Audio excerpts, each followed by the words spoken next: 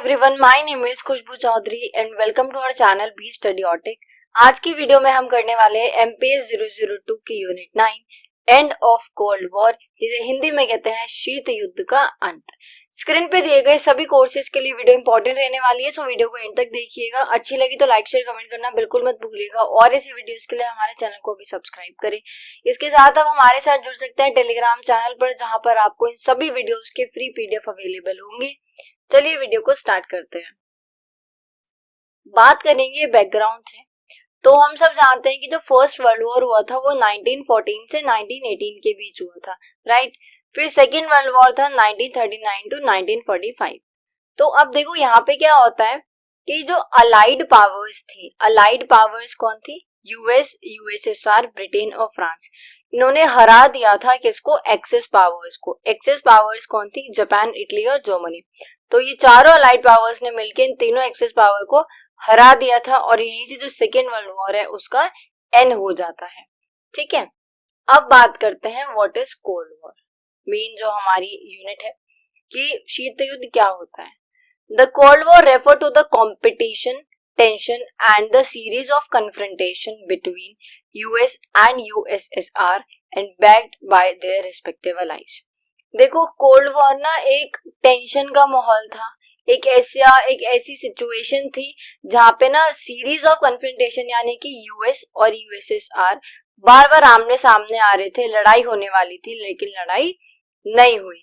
काफी कंपटीशन चल रहा था दोनों के बीच में, बहुत टेंशन थी, सीरीज ऑफ कन्फ्रंटेशन था यूएस और यूएसएसआर और उनके अलाइज के बीच में। अलाइज कौन होते हैं?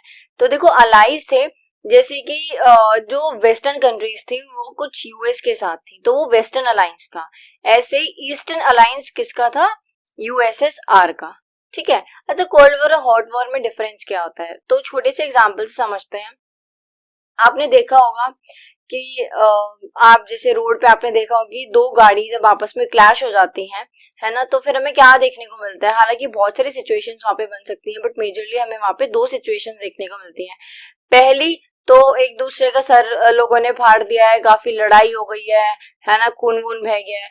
तो इसमें क्या होता है? इसको बोलते हैं हॉट वॉर, है ना। लेकिन अगर वहां पे सिर्फ बात ऑल्टरकेशन से निमट जाए, यानी कि बातचीत से या फिर थोड़ी बहुत एक दूसरे से पैसे वैसे लेके या थोड़ी मतलब एब्यूजिव लैंग्वेज में बात करके बिना हाथ पैर चलाए, बिना ज्यादा नुकसान करे बात निमट जाए, तो वो है कोल्ड वॉर, ठीक है। तो इसलिए हम इसे कोल्ड वॉर कहते हैं, ना कि थर्ड वर्ल्ड वॉर या फिर हॉट वॉर, क्योंकि यहाँ पे क्या था? कंपटीशन चल रहा था, यूएस और यूएसएसआर के बीच बहुत टेंशन थी, कन्फ्रंटेशन बार बार आमने सामने आ रहे थे, लेकिन लड़ाई हमेशा होते होते रुक जाती थी। It was basically a real ideological war. अब बेसिकली भाई कोल्ड वॉर हुआ क्यों था? तो ये एक आइडियोलॉजिकल वॉर था। आइडियोलॉजिकल वॉर क्या होता है? हम बहुत टाइम से पढ़ते आ रहे हैं अलग अलग आइडियोलॉजीज के बारे में, capitalism, socialism, feminism, liberalism, realism, right. तो ऐसे जो यूएस है वो सपोर्ट करता है कैपिटलिज्म को, पूंजीवाद को, जिसे हम जानते हैं प्राइवेट ओनरशिप के नाम से। इसी तरह यूएसएसआर सपोर्ट करता है सोशलिज्म को, पब्लिक ओनरशिप को, है ना। तो यहाँ पे क्या होता है? इन दोनों के बीच में क्लैश होता है, किस चीज को लेके? आइडियोलॉजी को लेके, किसकी आइडियोलॉजी बेटर है, किसकी आइडियोलॉजी सुपीरियर है, ठीक है।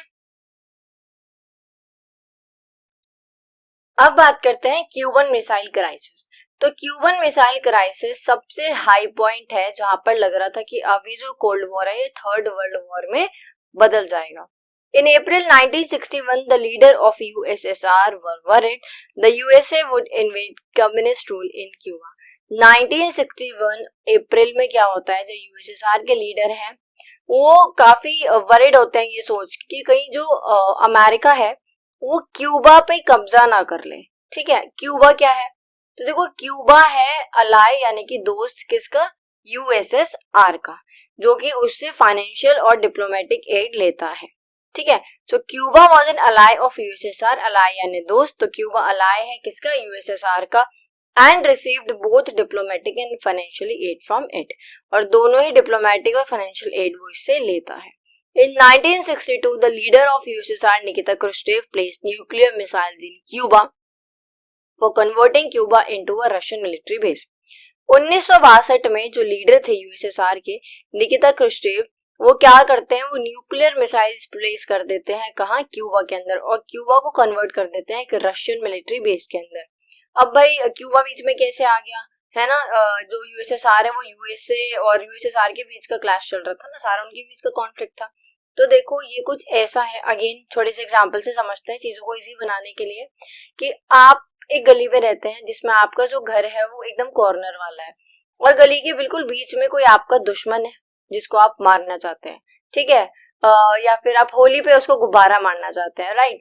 तो आप क्या करेंगे, आप अगर अपने घर से निशाना लगाएंगे तो वो निशाना चूक सकता है ना। तो आप क्या करेंगे, जो आपके दुश्मन का घर है आप उसके पड़ोसी वाले घर से दोस्ती कर लेंगे, और आप वहां पे जाके रात को ही अपने जो भी आपके गुब्बारे आप भर के रखना चाहते हो वो रख दोगे, और अगले दिन सुबह आप उसकी पड़ोसी की छत से उसको गुब्बारे मारोगे।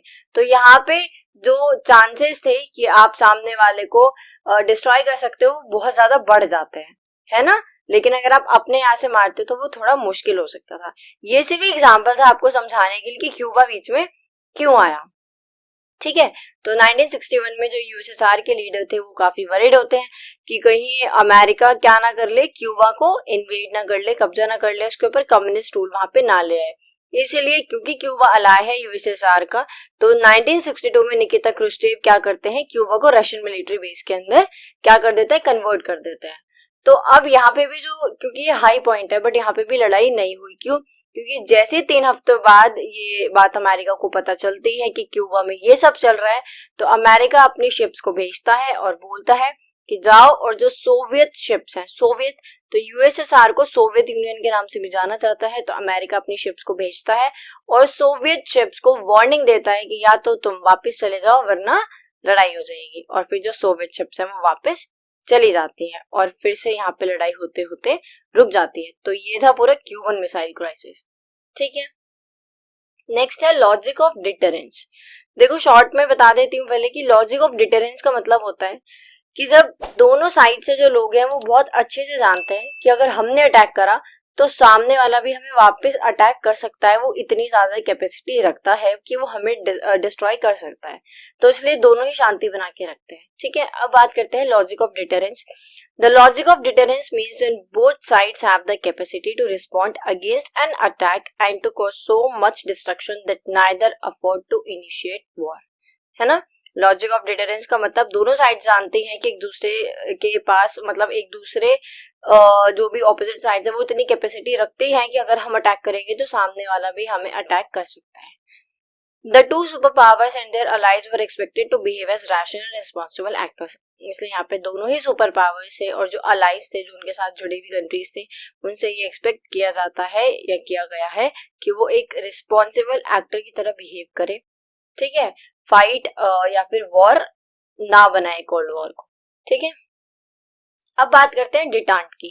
सो detente is a French term which means relaxation of tension. देखो डिटांट एक पूरे पीरियड को नाम दिया गया था कोल्ड वॉर के बीच में, जब शांति स्थापित होने लग गई थी तो उस जो पीरियड था उसको बोला गया था डिटांट, जो कि फ्रेंच टर्म है जिसका मतलब होता है relaxation of tension. It began from 1962 till the end of cold war. ये 1962 से शुरू होकर कोल्ड वॉर के एंड तक चला। It is a name given to a period of improved relation between US and USSR. US और USSR के जो अच्छे रिलेशंस बन रहे थे, जो रिलेशंस इंप्रूव हो गए थे, उस पूरे पीरियड को डिटांट का नाम दिया गया। Detente means an effort by both superpowers to develop goodwill, understanding and cooperation between them which may gradually help in decreasing the intensity of Cold War conflict. डिटांट के अंदर क्या होता है कि जो दोनों ही देश थे वो आपस में अच्छे रिलेशंस बना रहे थे, चीजों को बातचीत से हल कर रहे थे और एक दूसरे के बीच में अच्छा कोऑपरेशन बिठा रहे थे, ठीक है। जिससे जो कोल्ड वॉर कॉन्फ्लिक्ट था वो धीरे धीरे कम होने लगा था, डिक्रीज होने लगा था, राइट। नेक्स्ट बात करते हैं पीटीबीटी और एनपीटी के बारे में।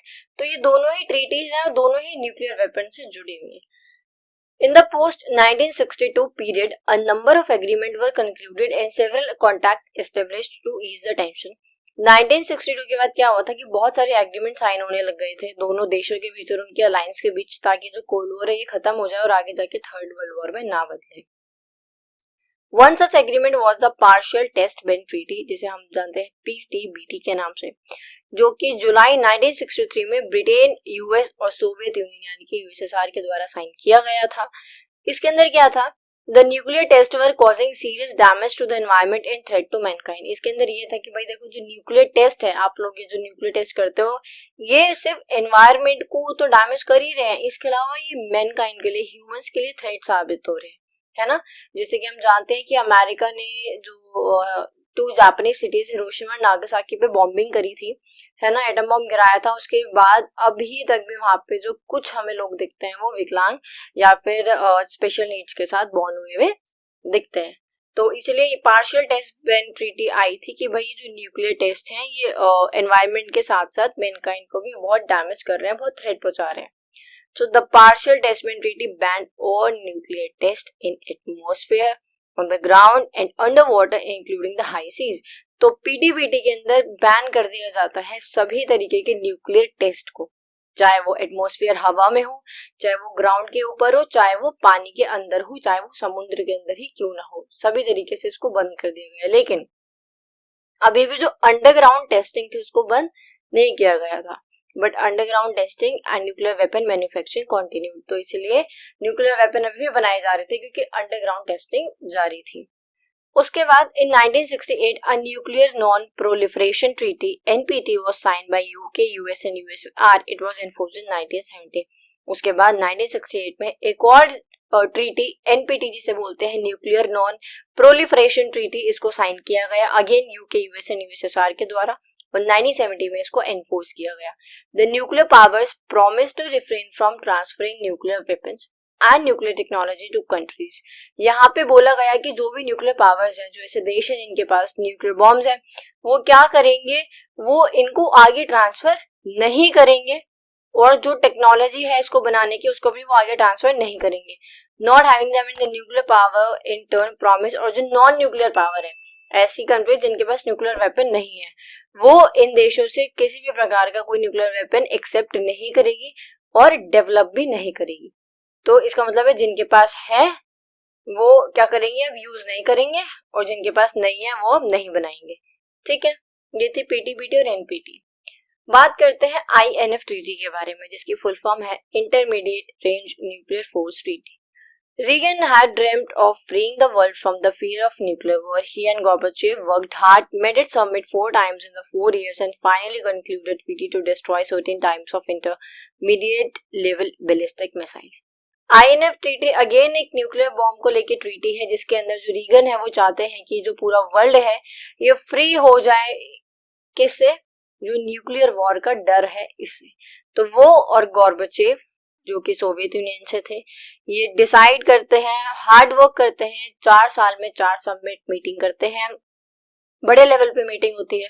उसके बाद फाइनली ये कंक्लूड करते हैं एक ऐसी ट्रीटी जिसके अंदर जो भी लोगों के पास इंटरमीडिएट लेवल बैलिस्टिक मिसाइल्स हैं उन सभी को ये लोग डिस्ट्रॉय कर देंगे, क्योंकि भरोसा नहीं था आगे जाकर किसी देश को गुस्सा आता किसी एक दूसरे की बात पे, तो हो सकता है कि वो क्या कर सकता था, अपने वेपन्स को यूज कर सकता था। ठीक है, तो यहाँ पर इन्होंने डिसाइड करा कि हम उनको डिस्ट्रॉय कर देंगे। Finally, it was agreed in 1987 to destroy Soviet and American intermediate and medium range ballistic missile. इसीलिए 1987 में फाइनली सोवियत और अमेरिकन की जो मीडियम और इंटरमीडिएट रेंज बैलिस्टिक मिसाइल्स थे इनको डिस्ट्रॉय कर दिया गया। This paved the way for an understanding between the two superpowers, which in turn contribute to the end of Cold War. और इसी तरीके से बढ़ते बढ़ते हम कोल्ड वॉर के एंड की तरफ आ जाते हैं। ठीक है, so that's all for today guys. I hope आपको वीडियो अच्छी लगी हो। अच्छी लगी तो लाइक और शेयर करना बिल्कुल मत भूलिएगा। कोई भी अगर डाउट है तो आप कमेंट कर सकते हैं। मिलते हैं अगली वीडियो में। टिल देन बी स्टडी और टेक।